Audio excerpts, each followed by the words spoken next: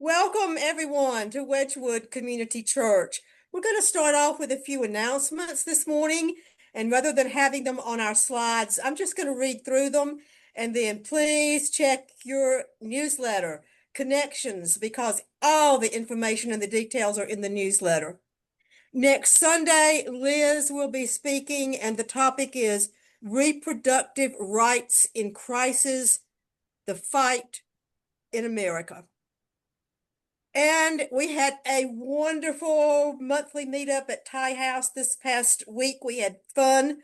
The next one will be October 14th. And we haven't decided on a restaurant that we are going to.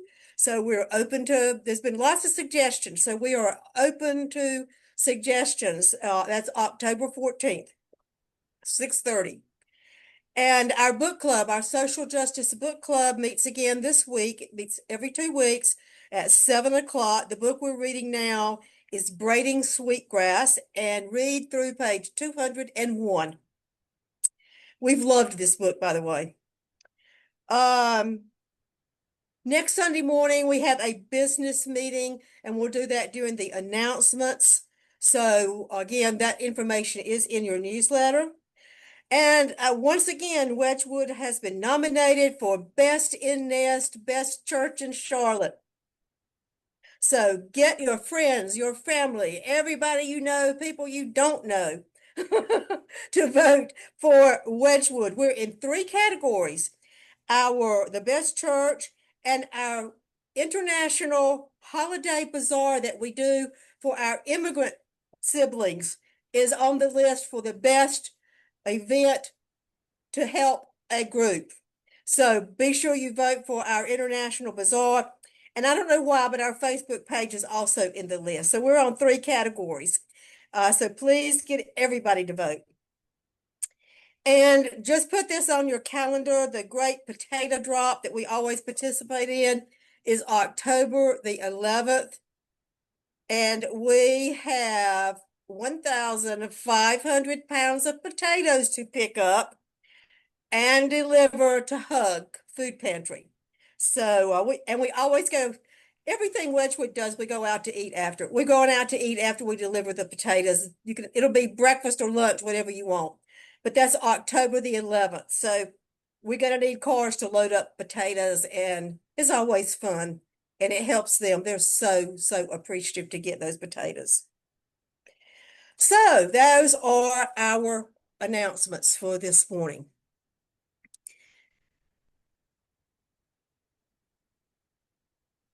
Wait just a second.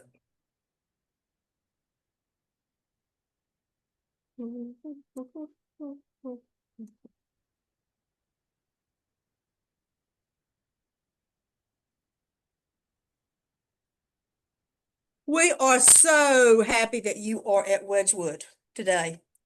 First, we always want to acknowledge and honor the fact that in Charlotte, we are on the traditional unceded land of the Catawba Nation. Wedgwood is a vibrant and radically welcoming community that promotes diversity, inclusion, equity, and care of Mother Earth. We are a safe haven for your intellectual and spiritual growth. We are a safe place to explore different beliefs, and we encourage questioning of our beliefs. Whatever brought you here, we welcome you. May you leave richer in spirit than when you arrived, and we hope you find something that you need at Wedgwood. We would love for you to add your email to our chat so we can get you on our newsletter list. And if you're visiting, stay after the Amen, which is right after the service, a time we can continue discussions and get to know each other a little bit better. Later in the service, we have a time of meditation. So if there is a prayer concern on your heart this morning, please add that also to the chat, and we will remember it during that time. And send in anything that is on your heart during the week to Wedgwood. And now, I want you to sit back and relax a few minutes. And you can either close your eyes or focus on the picture that Shay is going to put on the screen. But allow yourself to wiggle a little bit and get comfortable in your chair. We're talking about the sun. It's called Sunday. So either focus on the picture on the screen or just close your eyes and relax. Allow yourself to become comfortable. Let your body feel supported by the ground beneath you. Imagine yourself lying in a grassy meadow with the sun shining its golden rays on you. Let yourself just soak in those warm rays. You can feel the healing power of the sun and the energy that it gives to the earth. Think about this ball of energy that we call sunshine.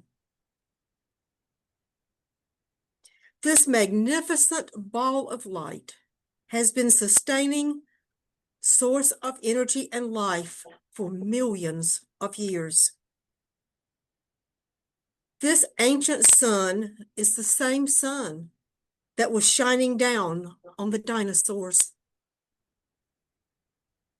shining down upon the Egyptians while they built the pyramids.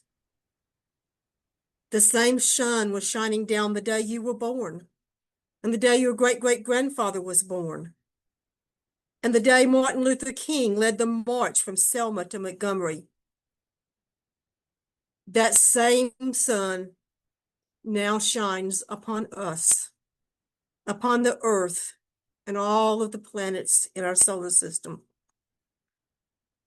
Sense your heart center glowing with its radiant energy that you are absorbing. Take a few moments to allow this warm, healing energy to reach your innermost being. Physically, emotionally, mentally, and spiritually. Allow this energy to grow further, filling your entire body.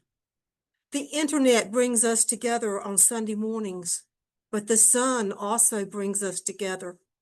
We are miles apart, but the same sun is shining down on each one of us.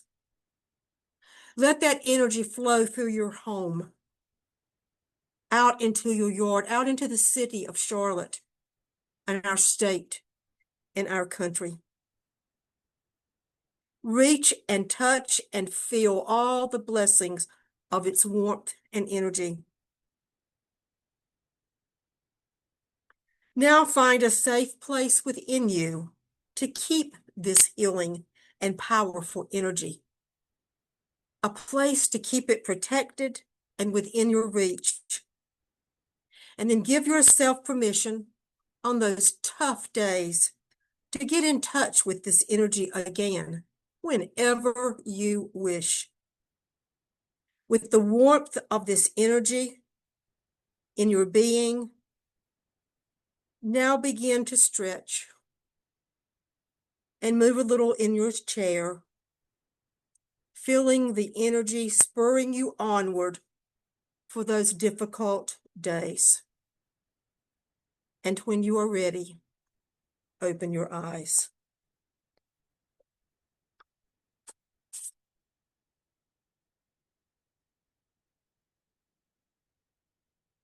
Thank you. And now Tom Hansen will lead us in our extravagant welcome. We are all welcome here. Welcome to a community that works for peace, justice, equality, and the care of Mother Earth. We are all welcome here. An extravagant welcome to you because of your gender identification, sexual orientation, ethnicity, economic situation, physical and mental challenges, doubting or believing, being depressed or full of joy. We are all welcome here. We are a community of curious and creative spiritual seekers, striving to learn and embody the way of servant leadership. We We are are all all welcome here. here. We focus on the plundered and the marginalized as we try to address the major issues of our day. We We are are all all welcome welcome here. here. You are invited to share your passion, your inspiration, and your personal story as one of the ways to help heal the world. We are are all all welcome here. here. May it be so. Now we come to a time of meditation and prayer. We have several things that have been mentioned this morning. The family and friends of Arena, who was killed on the Charlotte train a week or so ago. We want to continue to remember that family and that broken community. All who are being impacted by the ICE raids and just the activity of knowing that they are around. All areas of violence, and it seems like it grows every day. Gaza, the Ukraine, Haiti, Sudan, and others. And this week we have once again had tragic shootings across our country, adult and children. So we want to pray for the families who have been victims of gun violence and pray that society will find in its heart to do something about the violence in this country, that our leaders may look for policies that promote common sense gun laws and safety. You know, I read that already, and it's only September, there have been 98 shootings in U.S. schools this year.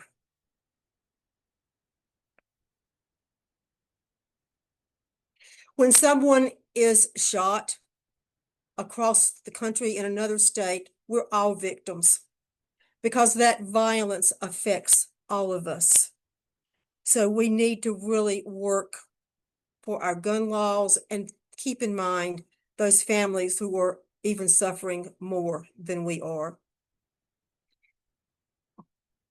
I don't see anything else in the chat that anyone has mentioned. No. Then let's have a few moments of quiet. If you believe in prayer, please use this as prayer time to lift up these things that have been mentioned and other things that may be on your heart that you're not sharing this morning or that others aren't sharing. Use it as a time of meditation, or you can use it as a time just to self-reflect on how can I be a better human on this earth.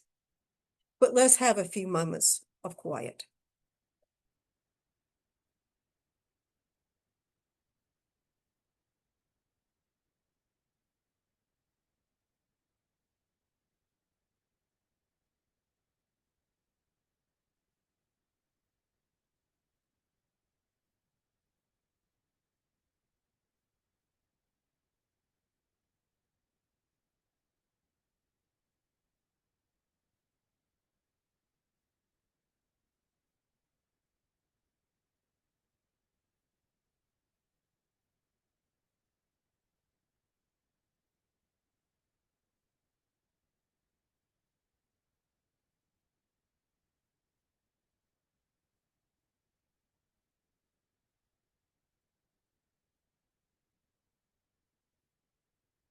Amen.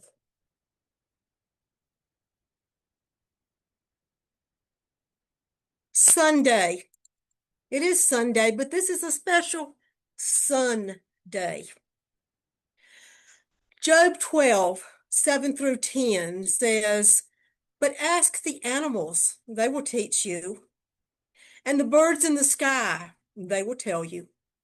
Speak to the earth, and it will teach you, or let the fish in the sea inform you." Here at Wedgwood, we often use the Native American translations of Scripture. And this certainly aligns with the indigenous worldviews that recognize the sacredness of the natural world and its role as a teacher and a witness to creation. The Bible presents taking care of the earth as a divine mandate, with humans acting as stewards of God's creation. Passages like Genesis 1:29 and Genesis 2:15 show God giving humans responsibility to work and keep the earth. This stewardship implies that we are to use this land wisely, conserve resources, and avoid reckless exploitation. From churches to mosques to temples, our faith traditions all teach stewardship and justice of the earth. And by acting together, we are showing that people of faith are powerful, courageous, and ready to lead. Wedgwood is a member of Green Faith, which is an international multi-faith climate justice organization that mobilizes people around the world to take bold, prophetic action in defense of our planet and our communities. And today they have declared Sun Day, which is a weekend of action in the U.S. where faith communities demand an end to fossil fuel handouts, investments in a just energy future, and policies that uphold dignity and equality for all. The climate emergency is not coming. It is here. 2024 was the hottest year ever recorded in history. In the United States, $10.5 million in damages occurs every hour of every single day due to climate issues. And poor and working class communities are suffering the most because they live in flood-prone areas, wildfire zones, neighborhoods that don't have green cover, clean air, or clean water. 11 million Americans were displaced by weather disasters in 2024. This was a record. But we are not the first in history to face trials. We walk in the footsteps of prophets and peacemakers who refused to be silent. The prophets were not always polite. The saints were not silent. We are not powerless. In this moment of planetary pain, the world needs a sacred uprising, not one of violence, but of love, not one of fear, but of faith. Now you're going to hear 5 stories that we hope will serve as an inspiration and remind us about the suffering that climate change causes and why our actions matter so much.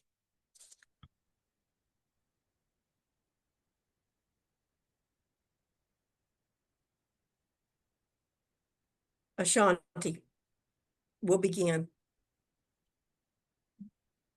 North Carolina, sacred roots, sacred power.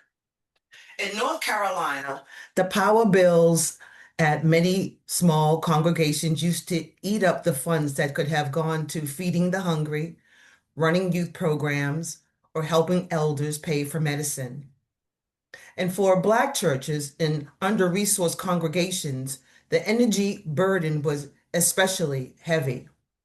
But instead of giving up, they turned their roofs into profits. And that's profit, P-R-O-P-H-E-T-S.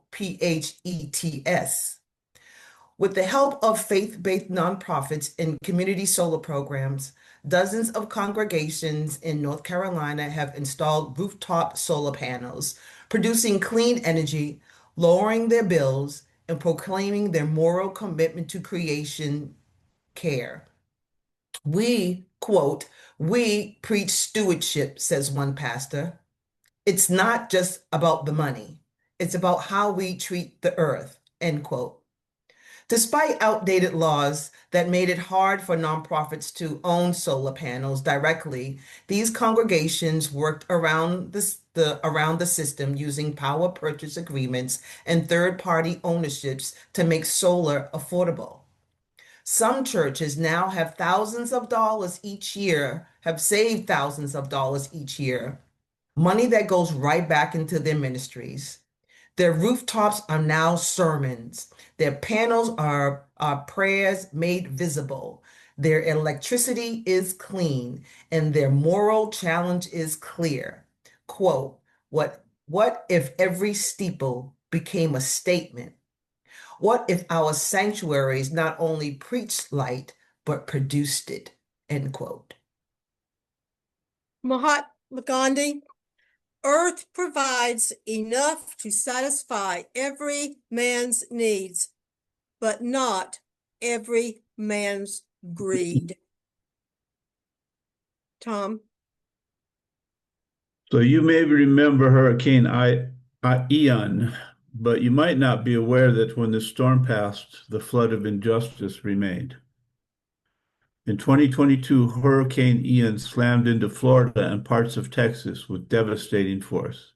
Entire neighborhoods were submerged. Homes were torn from their foundations. Power was lost for days. But the real storm came after the wind died down. Tens of thousands of people, especially in working class and Black and Latino communities, lost everything, not just their homes, their footing in life. They had no flood insurance. Many were renters. Some were already living paycheck to paycheck. FEMA aid didn't reach everyone. Rebuilding was a luxury they couldn't afford. In Texas, a single mother of two watched her apartment flood and then faced eviction with nowhere to go. In Florida, elderly residents without cars couldn't evacuate and lost everything. Some families ended up homeless. Others went deep into debt just to survive. Meanwhile, wealthier residents with flood insurance and higher ground homes rebuilt quickly. The storm became just an interruption. For others, it was a permanent setback, another widening of the chasm between rich and poor. And climate change is making these storms more frequent, more intense, and more cruel. As one researcher put it, disasters don't create inequality, but they shine the spotlight on it and deepen it. Floodwaters don't discriminate, but disaster recovery does. If we claim to love our neighbor, we must confront a system that abandons them in their hour of need. From the Quran, the world is beautiful and verdant, and verily Allah, be he exalted, has made you his stewards in it, as he sees how you acquit yourselves.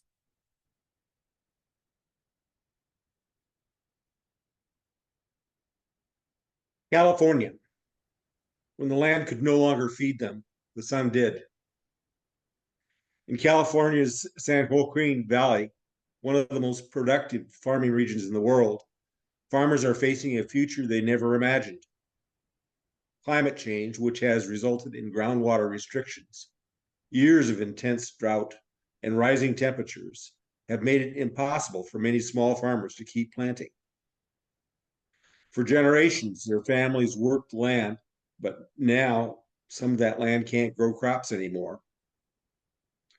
And so they're growing a new cash crop, clean power. California farmers are leasing portions of their parched, fallowed land to solar developers.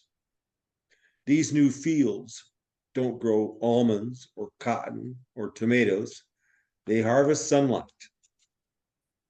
Some farmers are now making more money from solar than they ever did from crops. We just couldn't keep irrigating, one farmer said. But this brings in revenue, and it doesn't deplete the land.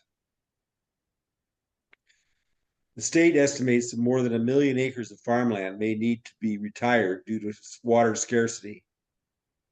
But thousands of those acres are already being reborn as clean energy centers, helping power the grid and provide income to struggling families. It's not just a new way to farm. It's a new way to live faithfully on the land. Chief Seattle, what we do to the earth, we do to ourselves. Texas, from eviction to opportunity, rebuilding life one solar panel at a time. Frederick Mims was working construction in Houston and doing okay until the pandemic hit in early 2020. He lost his job. Then, without warning, his apartment lease ended and he was evicted, forced to bounce between shelters and sporadic day labor. Refusing to give up, Frederick enrolled in a clean energy workforce program called Multi-Craft Core Curriculum, powered by the Texas Climate Jobs Project. Over several weeks, he earned certifications in health and safety, electric work, core construction skills, and even received transportation stipends and completion support. After graduation, Frederick joined the Laborers International Union of North America, Local 350, and started work on a solar farm near Livingston, Texas. Today, he has a stable, unionized job in the clean energy sector. He's rebuilt his confidence and housing stability. He earns a living wage, no longer living paycheck to paycheck. Frederick's story shows how green energy jobs training can lift the working class individuals out of poverty, giving them dignity, security, and purpose. In the face of rising energy insecurity and climate threats, we need stories like Frederick's, real proof that faith-rooted training and clean energy can empower resilient communities. But now there's a new threat. Will Frederick's job and the many like it survive political attacks on the Inflation Reduction Act and federal climate programs? If those programs are defunded or rolled back, will the door close on this path of liberation, or will we rise together to protect it? John Muir, when one tugs at a single thing in nature, he finds it's attached to the rest of the world. Pakistan, when the waters rose, the people rose too. In the last decade, Pakistan has experienced two of the most catastrophic climate-induced floods in its history, 2010 and 2022. Together, they displaced tens of millions, killed thousands, and left vast areas of farmlands and homes underwater. In 2022 alone, 1/3 of the country was submerged underwater. The government power grid, which is already fragile, could not meet the needs of a flooded, recovering population. But in the midst of loss, everyday people took matters into their own hands. Across rural and urban communities, Pakistanis began purchasing solar panels, often with pooled community money, small loans, personal savings, all put together. In many cases, they installed the panels themselves, creating local microgrids to power lights, water pumps, and cell towers. Even mosques began using solar to remain open and serve as a safe place for people to stay. In just 2 years, these grassroots solar efforts contributed to a 25% increase in the country's electricity supply from renewables, even as national infrastructure lags behind. This is a story of human dignity, resilience, and hope in the face of devastation.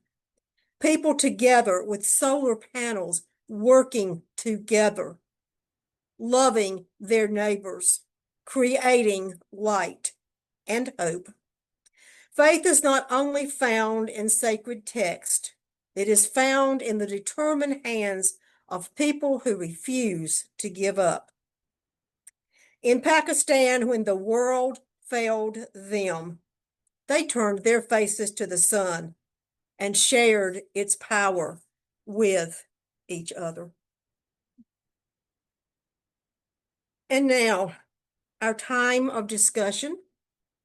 And a few of the things that I emailed you this week, things to think about.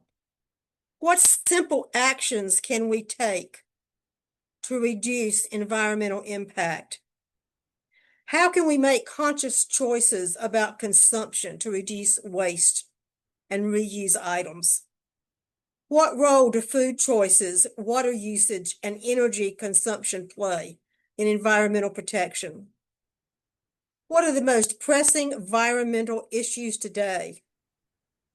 How can we foster a deeper connection to nature to encourage more responsible environmental stewardship? How can we encourage government to recognize climate change and respond appropriately? Should governments implement policies like carbon taxes or invest in renewable energy? Should companies be held accountable for the environmental consequences when they misuse their products and operations? And perhaps you have some other thoughts that come to mind as we talk about this morning. So please share your thoughts.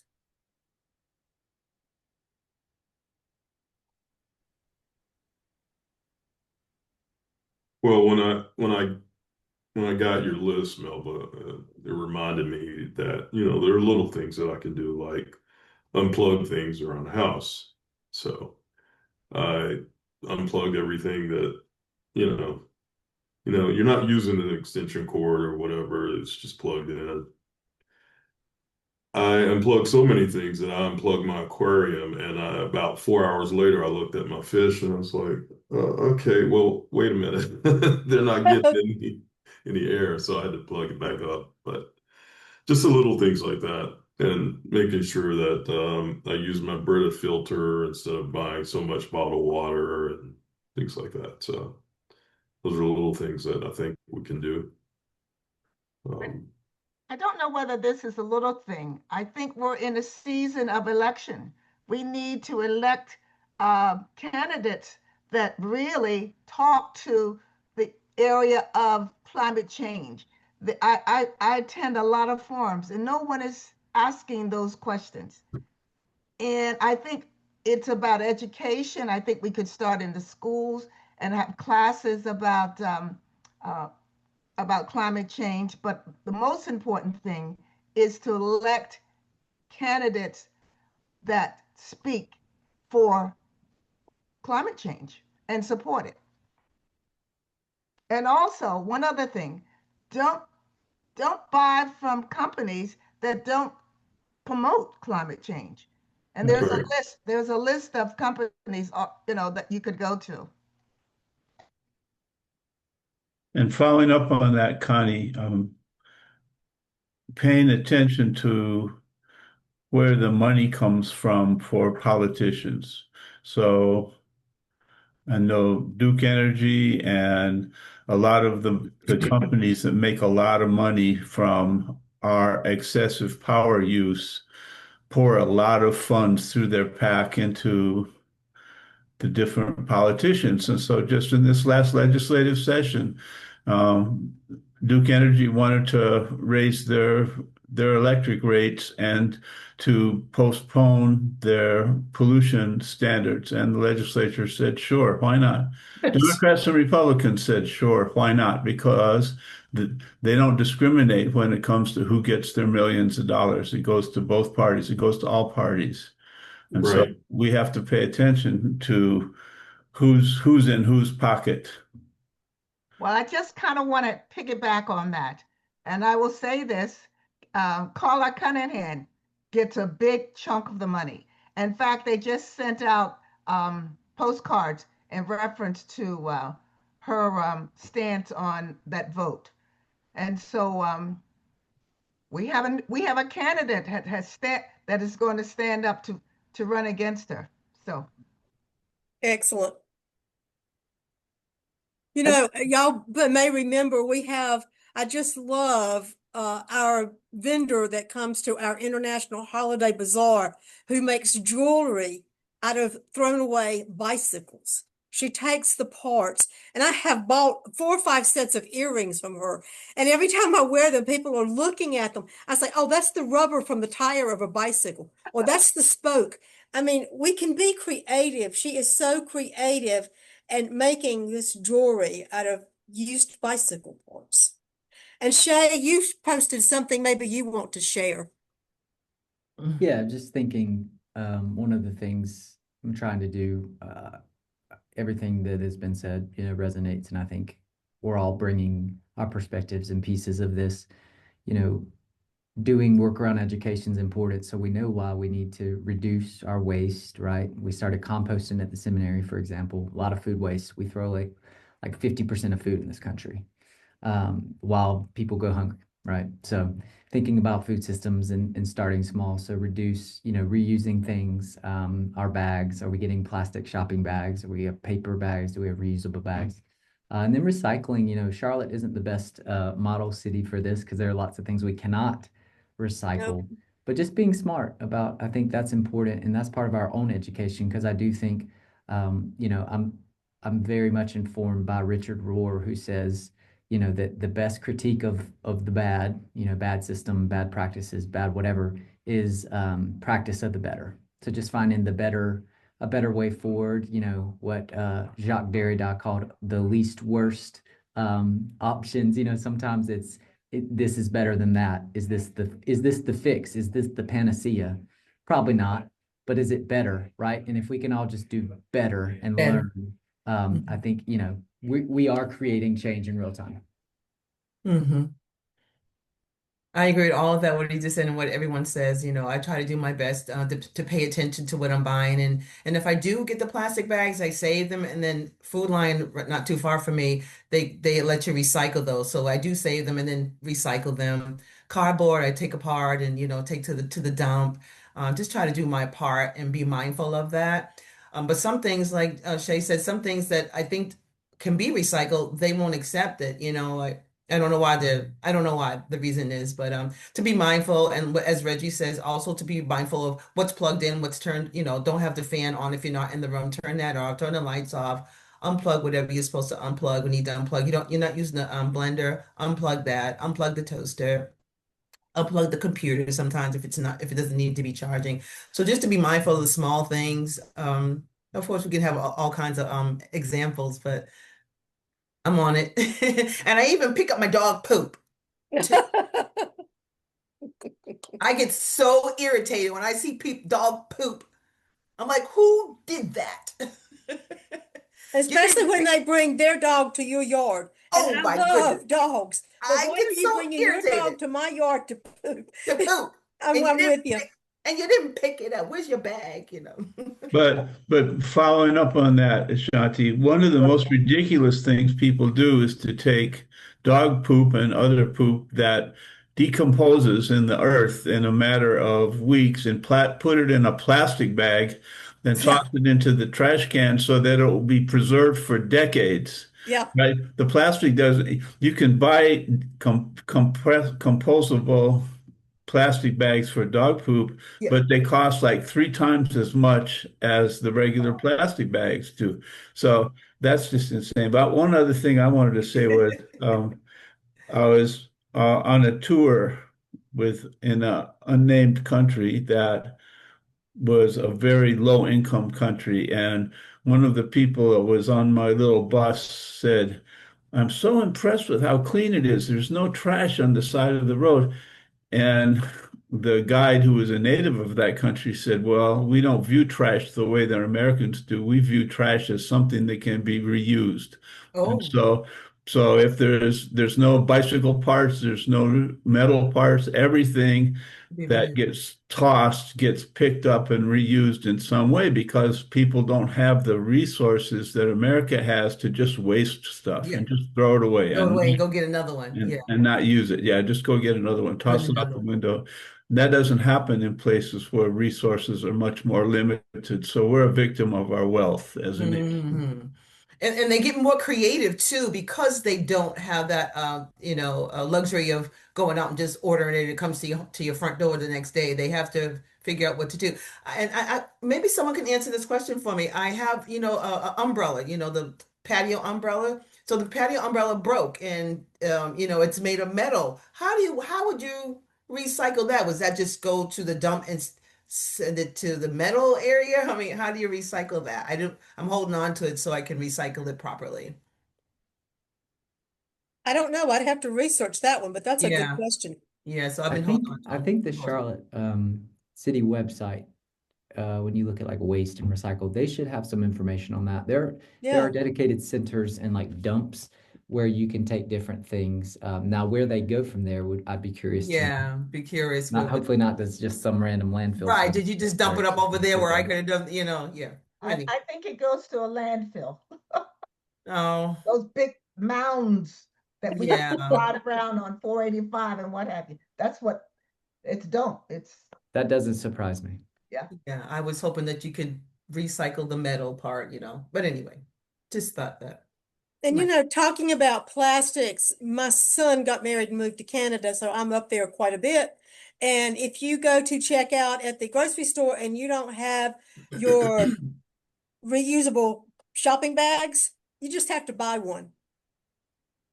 They say, do you have your bags with you? Oh, no, I forgot. Well, that'll be $3 and they give you one. And here, I mean, there's no plastics, there's no plastic straws. A lot of Great. people have, and I bought them the metal straws that you wash and Yeah. use again. Yeah. Keep it in my pocketbook. And yep, you got it. And yet we fight here like we cannot do away. We can't live without plastics. And it's just crazy if we look at other countries are doing things that we just, I guess, are so spoiled that we refuse to do. And there's so much that we can do. And you all know how I recycle my food, but I will share it again. I looked out one night and there was a possum under the bird feeder at the window just digging, and he was trying to find some seeds that had fallen down. Oh. So I looked it up and I began Googling and studying, and I got on a link about possums and I learned what they eat, what they can eat and should eat, and what they should not eat. So when we have dinner every night, and I tease my son because when he lived here, he used to always want whatever I cooked, whatever's left over, Mom, I want it. And I would either drop it off at his house or he'd come get it. And I tell him, you have been replaced by a possum, son, because now I know what not to put out, but I put that food out. And there's a couple of possums, maybe a raccoon, that come to eat, and it's gone the next morning. And we buy some extra fruit like oranges. They love oranges and grapes because they don't get much fruit. That's not what they find. So I Yeah. studied that, and that's how we recycle our food every night. And the next morning, it's the platter's licked clean. And the funny thing is, they like bananas too.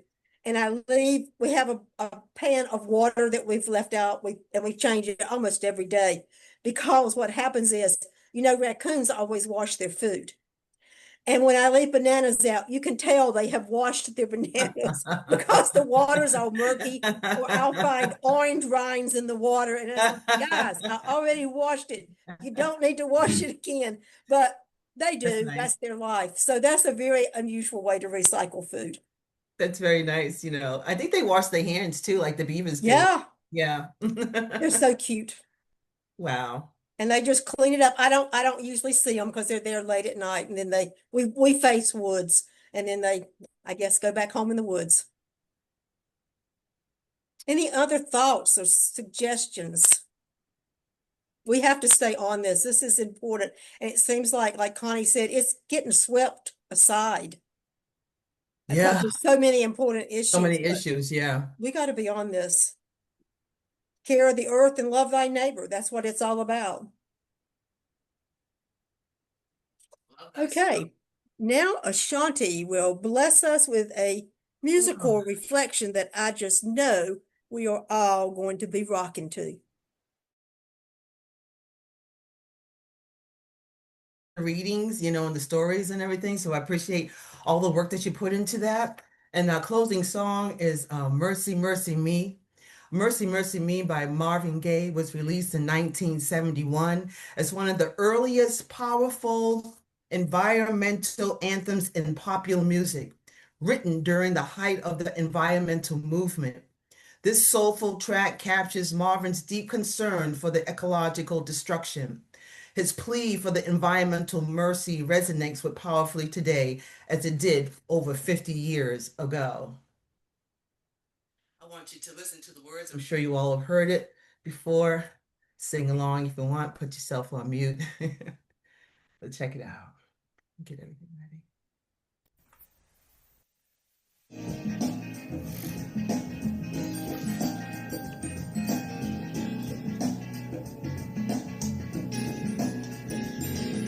Whoa, oh, mercy, mercy me. Oh, things ain't what they used to be. No, no. Where did all the blue skies go? Poison is the winds that blow from the north and south and sea. Oh, mercy, mercy be. All things ain't what they used to be. No, no. Oil wasted on the oceans and upon our seas. Fish full of mercury. Whoa, mercy, mercy me. All things ain't what they used to be. No, no. Radiation underground and in the sky. Animals and birds that live nearby are dying. Oh, mercy, mercy me. Oh, things ain't what they used to be. No, no. What about this overcrowded land? How much more abuse from man can she stand? Whoa,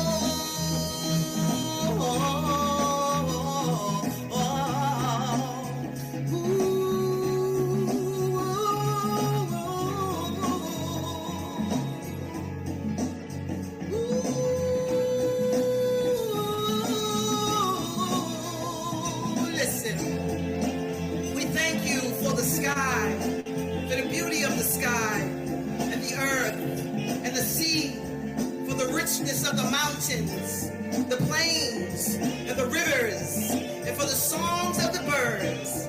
Help us, Almighty God, to grow in our grateful enjoyment of your abundant creations, to honor and glory in your name. Ashe. Ashe.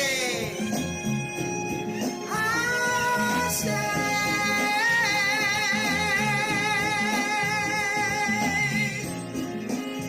Ashe.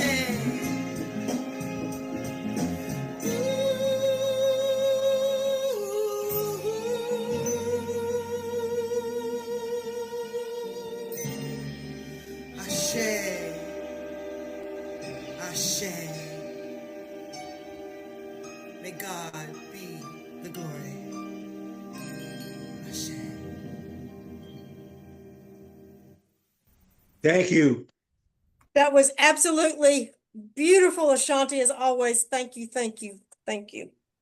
And now we ask for your support for Wedgwood.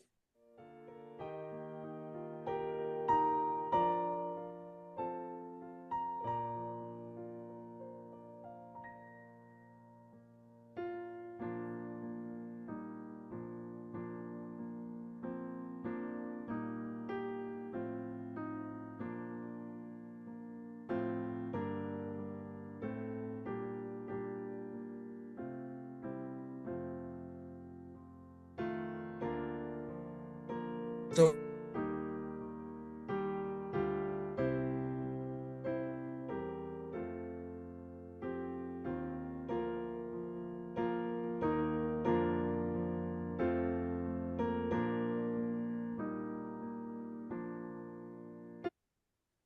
Thank you.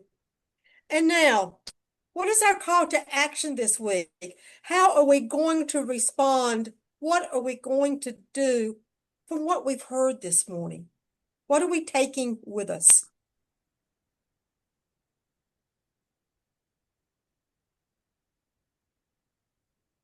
continue to be mindful of how we buy food, how the food is packaged, when we do takeout. Just be mindful. Another thing that we have to be mindful of to recycling is batteries. You know, don't just throw them in the trash. You can go to the post office and they recycle the batteries. And I think you can go to UPS too, and they can recycle the batteries for you as well. I think we need to take time this week to email or call, but contact some of these folks who are running for office and some people who are already in office and let them know we want action on our environmental issues, that we demand action. Good thought. Any others? Just take what we've talked about this morning and apply it to our lives and be more mindful, as Ashanti said, and conscious of what we're doing. And now we always like to leave on a good and a happy note. What is happy about this week? What good thing happened this week? What are you happy for? I am happy for Shay Watts being here this morning with us and helping with our technology, and he did an awesome job, and he'll be back next Sunday. So we are excited that he's helping us get through this time of transition. What else are you happy about? I'm excited for the warm weather. I'm happy that my daughter, my oldest daughter, was in London for work, and she finally got home at Oh, 2 o'clock good. this morning. Oh, thank God. Yeah. Yes, thank goodness. Ashanti's thankful for the weather, and I know Tom is still thankful his daughter got a new job. So Oh, we yeah. celebrated that last week. Has she started working yet, Tom? Yes, Great. he's in Houston this week, getting trained. Oh, She okay. worked in insurance, Thomas. Yes. Yeah. I thought that, yeah. Anything else particular that's made you happy or made you smile this week? I liked having our dinner at the Thai house. That was really nice. That was fun. I love our Yeah. meetups. If you're not making it, you need to come. It's so much Yeah. fun. We just laughed the whole time. Yeah, Travis was there and he was good company. Yes. I was thinking about coming, but I was in Thailand for 13 days. I don't want to see no Thai food for at least a year. I told someone, I said, I feel bad because I said I was coming, and I realized I don't want to see the Thai food for a long time. Next Sunday morning, we got to do a travel log and let you show us all of your Hold on, pictures baby. from all of your trips. Well, thank Okay. you, everyone, Hold on, baby. for being here this morning. In closing, think about this. Beatitudes for the earth. Blessed are the heavens, they declare the power of creation. Blessed is the earth, our beloved home, for she is a planet of plenty. Blessed are the waters thereon, for they gave rise to living things. Blessed is this land, for it is the source of life. Blessed is the air we breathe, for it fires us to life and love. Blessed are the beasts of the field, for they are glorious to behold. Blessed are the birds of the air, for they carve a graceful arc in the sky. Blessed are the mountains and the seas and the valleys, for their variety makes our habitat so rich. Blessed are the fields of grain, the orchards of fruit. They give sustenance, asking for nothing in return. Blessed are the dwellers on earth, for they cherish the privilege of living upon it. Blessed are they who protect the earth and all her creatures, from the plants of the field to the trees of the forest, for their reward shall be harmony with the web of existence. Rejoice, be glad. The earth and her people are one. Now, our final words. Together, let us commit to making a difference. May the rivers of justice roll. May our voices, our prayers, and our actions rise like incense. May our faith burn with the fire of compassion and truth. And may we remember what Margaret Mead said every day of our lives. Never doubt that a small group of thoughtful, committed citizens can change the world. Indeed, it is the only thing that ever has. And as we hear quite often, si se puede, yes, we can. And thank you for being here. See you next Sunday.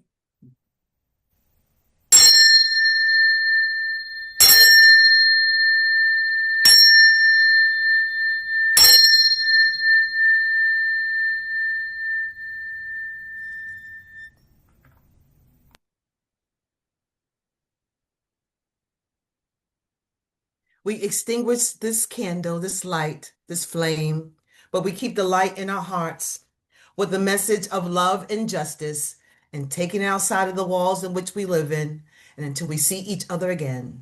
Amen, Ashe, and may it be so. Go in peace.